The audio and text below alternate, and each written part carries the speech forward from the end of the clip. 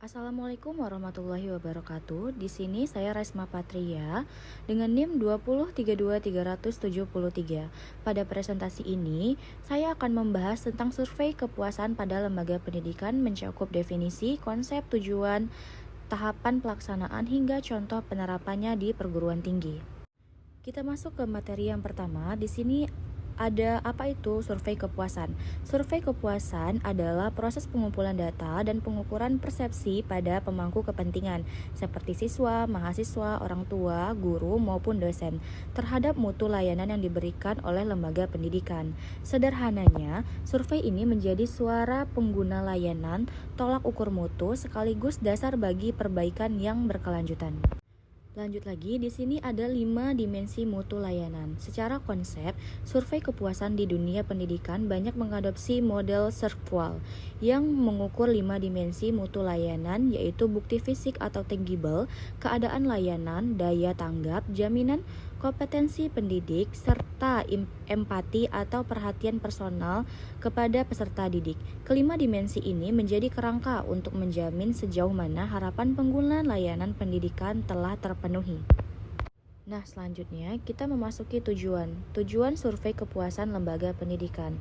Survei kepuasan memiliki beberapa tujuan, yaitu mengevaluasi mutu layanan akademik maupun non-akademik, menjadi dasar pengambilan keputusan, mendukung akreditasi dan penjaminan mutu, serta meningkatkan kepercayaan para pemangku kepentingan terhadap lembaga pendidikan.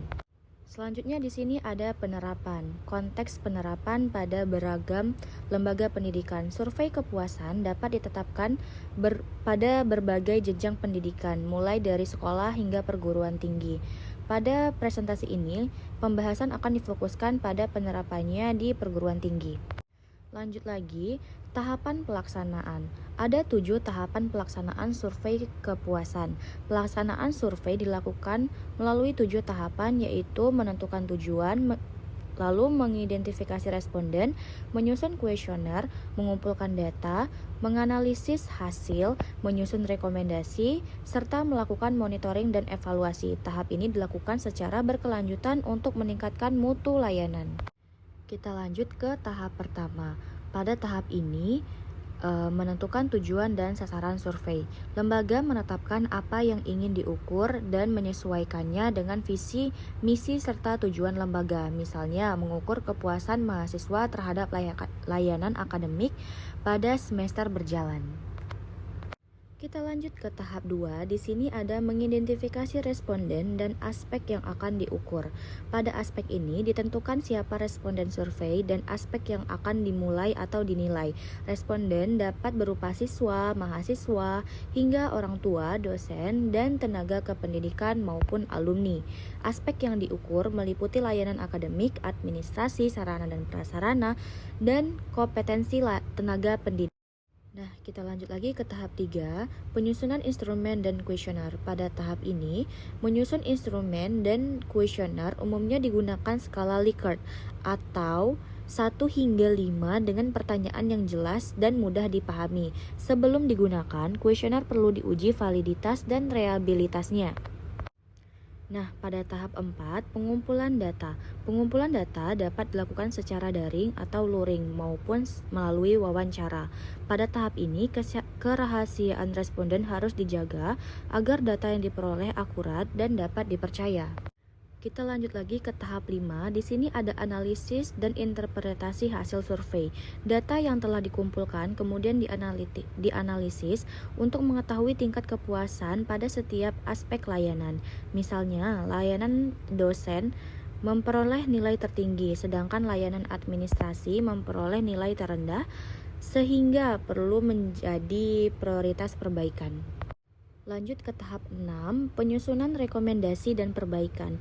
Berdasarkan hasil survei, lembaga menyusun rekomendasi perbaikan. Sebagai contoh, apabila layanan administrasi memperoleh nilai rendah, maka dapat dilakukan pelatihan layanan prima bagi staf administrasinya.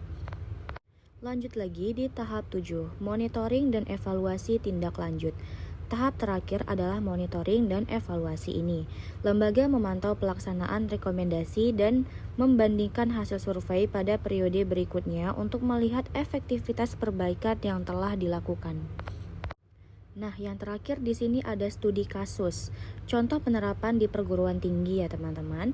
Sebagai contoh, sebuah perguruan tinggi melaksanakan survei kepuasan mahasiswa setiap akhir semester melalui portal akademik. Survei melibatkan sekitar 1.400 mahasiswa dari 8 fakultas. Hasilnya menunjukkan tingkat kepuasan sebesar 80 dari 100. Dengan layanan administrasi sebagai aspek yang memperoleh nilai terendah. Sebagai tindak lanjut, universitas memberikan pelatihan pada staf dan digitalisasi layanan administrasi. Nah, teman-teman, sebagai kesimpulannya, survei kepuasan merupakan instrumen penting untuk mengukur mutu layanan lembaga pendidikan dari sudut pandang penggunanya. Agar hasil bermanfaat, pelaksanaannya juga dilakukan secara sistematis dan diikuti dengan tindak lanjut yang nyata. Dengan demikian, survei kepuasan dapat menjadi bagian dari upaya peningkatan mutu secara berkelanjutan. Nah, teman-teman, mungkin juga itu saja yang saya dapat sampaikan dan penjelasan yang dapat saya berikan. Lebih dan kurangnya saya mohon maaf. Saya tutup. Wassalamualaikum warahmatullahi wabarakatuh.